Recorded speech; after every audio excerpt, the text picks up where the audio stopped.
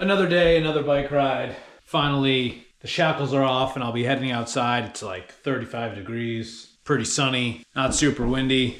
Planning for a 3-hour endurance effort, about 52 miles. Gonna head over into Connecticut, up into Massachusetts, and then back down. Slight alteration on my 3-state loop. Should be nice. Don't plan on stopping. Got 2 full water bottles with 2 scoops of scratch in each, and my trusty flask filled with maple syrup. Put this in the back pocket. Pure, natural maple syrup. None of that corn syrup bullshit, but actually from maple trees. Full of electrolytes, full of sugar. Great ride snack. Much more reasonably priced than a lot of gels and a lot of snacks. And even some of the pre-packaged syrup that you see out there. This stuff is great.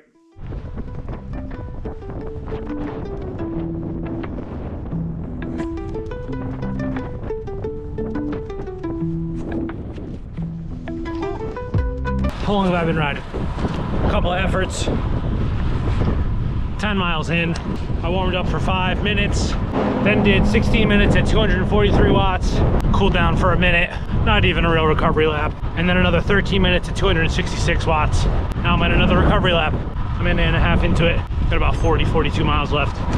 Feeling really good, had a good night's sleep. Feel good enough to push it.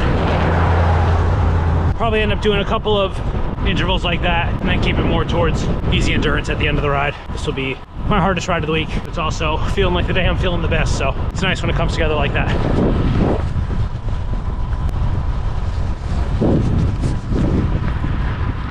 And no frozen bottles today. It's like 35 degrees. Nice and sunny. Here we are, Massachusetts, Connecticut border, a little over halfway in at 27 miles. Gonna eat some of that maple syrup. Done some nice longer efforts. Did another 7 minutes at 240, 6 minutes at 202, almost 10 minutes at 196, and then a nice long one, almost 28 minutes at 224 watts. I'll drop the link to this ride in the YouTube description below. Give me a follow on Strava if you want. Steal my routes if you want. Got a lot of good ones, and I usually delete the bad ones. I'm telling you, you really can't beat this.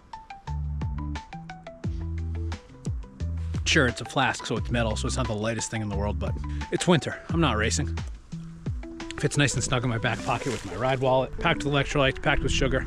Nice and sweet. And as much as I love to stop at gas stations and general stores and all that, this is just more cost effective. Down to the last drop. There's some nice hiking trails through here. The tri-state marker hike, which this is, look at that. Massachusetts, Connecticut, Massachusetts, Connecticut. Rhode Island's that way. All right, gonna hit the road again. So far, feeling good, but so much for an endurance ride. This is definitely more thresholdy, definitely more zone 3. We'll see. I'm working pretty hard, getting a little sweaty, slightly overdressed. Not that bad, not too cold, but it is getting later in the day. You can see the sun setting behind me, so it's gonna get a little bit colder. About an hour and a half, hour and 20 minutes left. Should be mostly a tailwind. Yeah, see how it goes.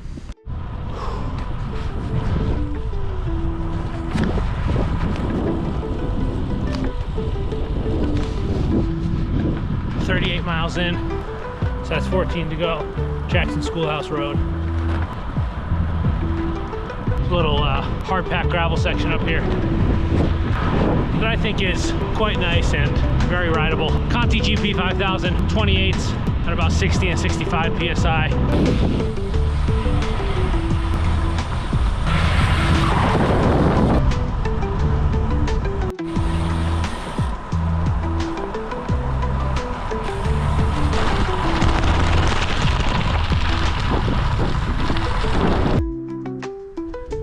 I expected it to be a lot wetter just because it's snowed a little bit and it's rained a little bit lately, but it's dry as hell. I rode on this a couple weeks ago. It was much more hard packed, not as loose. I wonder if they've graded it since then. It seems super loose, but rideable. I think I only got a quarter mile left on the dirt. Probably just gonna keep it easy most of the time for the rest of the way. Maybe a couple intervals. We'll see how I'm feeling. Wait for that maple syrup to kick in. Okay, just about 5 miles left. Just got a little bit too excited on Paris Irons Road. I knew I had a little bit of a tailwind. No idea how I did on the segment, if it's even a segment, but I decided to hammer it. It was like 2 minutes, 13 seconds at 323 watts. Pretty good. Pretty good if I do say so myself. Feeling good. was nice and recovered going into this ride. I'm glad I took it easy on the trainer yesterday. I think it let me be able to be nice and aggressive on the bike today. Gonna do a nice cool down here till I get down to Rocky Hill. One little climb left, it's not that long. I wanna say it's like 0.4 miles, a couple of steps to it. I'll try to hammer up that and then cool down for the last 3 miles. See how I feel then.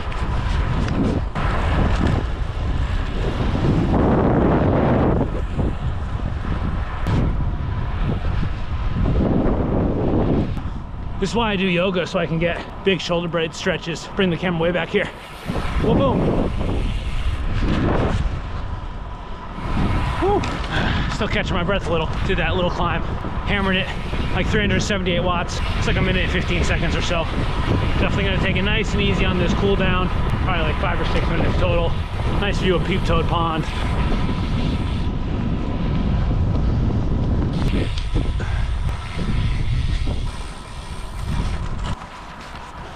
So yeah, I will say successful ride. I'd be lying if I said it was an endurance ride. Ended up with an average of 203 watts right now. That puts my normalized power at 235 watts. Burnt just under 2,200 calories, an average of 2.51 watts per kilogram.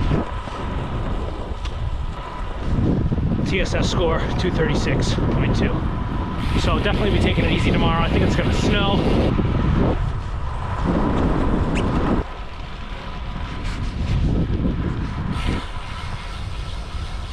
All right, nice cool down lap 2.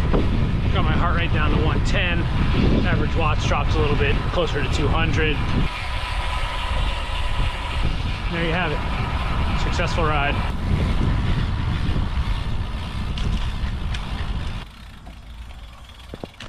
Yep, so there it is, 17.49 miles an hour, 52.56 miles, 3 hours, 22 minutes riding. It says it was 43 degrees. Feels nice and balmy.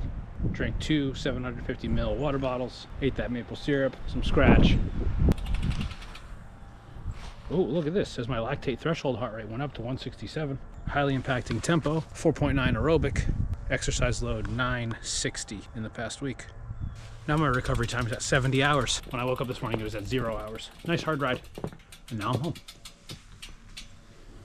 It was not wet, so the bike doesn't need a super cleaning. There were some roads that were either really salty or treated with those chemicals because of the snow that's coming. So I will give the frame a nice wipe down, brush off any debris off the chain, and make sure to get some fresh lube on there. I am using Squirt drip wax. This time of year, I do use the low temperature stuff because the regular drip wax will freeze. How do I know? Because I left a bottle in my garage and it froze. And so the winter stuff has a lower freezing temperature and it doesn't freeze. So yeah, works just like the other drip wax. Make sure you clean the chain, you apply it, let it dry. Make sure you're letting your chain dry after you clean it. Make sure you're letting your chain dry of the wax before you ride it. Successful day on the bike. Feel fucking great. All right, let's drink some recovery and see what the all-seeing eye of Strava has to say.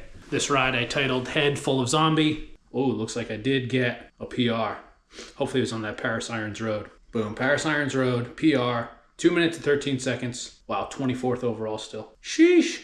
Another PR on the new road, Flying Kilo, and I'm still fucking 282nd overall. Segments aren't anything, but sometimes it's nice.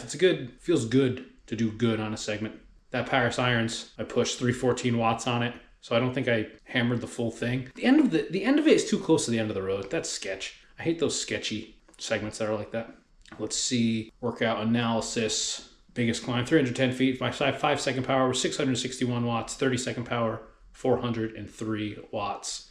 So yeah, felt good. Wasn't really going after any segments. It's nice to see a medal. It's nice to see a crown, but those don't happen often this time of year, and that's okay. And for the week, I'm at 8 hours and 39 minutes riding, 151 miles so far. I've done 2 hours and 7 minutes of yoga. Still keeping up that yoga every day thing.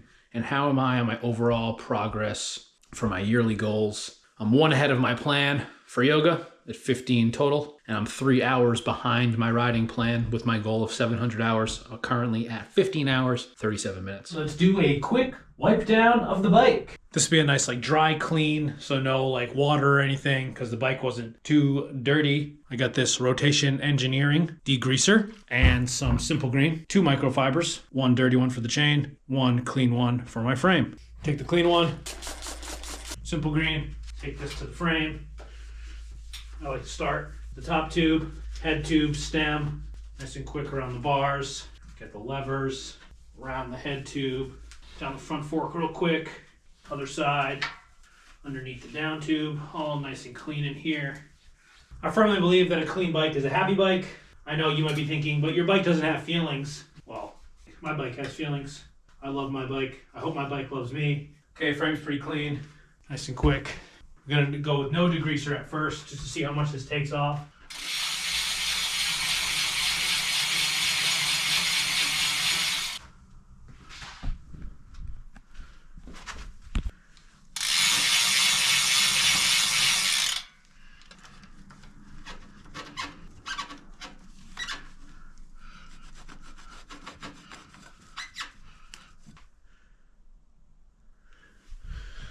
Chain's pretty clean as it is, so I'm not even going to use the degreaser. I try to use it as least as possible, especially if I'm not doing like a full clean, because this way I don't need to do like a double layer of drip wax. I can just top it off because I've just basically knocked the dirt off essentially. But there's still some wax in between the links and stuff, right? So I don't want to go full degreaser and get rid of that, because then I'm basically starting from scratch. So luckily no degreaser needed, just a nice quick wipe down. I'll apply some wax once I feel like this is nice and dry. I will do just like a light coat of wax just to keep it fresh. Bike's looking good, and that totally took like 2 or 3 minutes. Good peace of mind. And just because I didn't use the degreaser doesn't mean you shouldn't check it out. Seth Carlson, local bike enthusiast. This is his company, Rotation Engineering, right out of Ellington, Connecticut. I met Seth through the shop. Ben over at MBX introduced me. We've been talking a little bit. I think we're gonna do D2R2 together. Seth makes some waxes. Seth makes this degreaser. He also makes bottom brackets. It's pretty sweet, and he does a lot of great stuff. So check them out. Rotation Engineering. Thanks, Seth.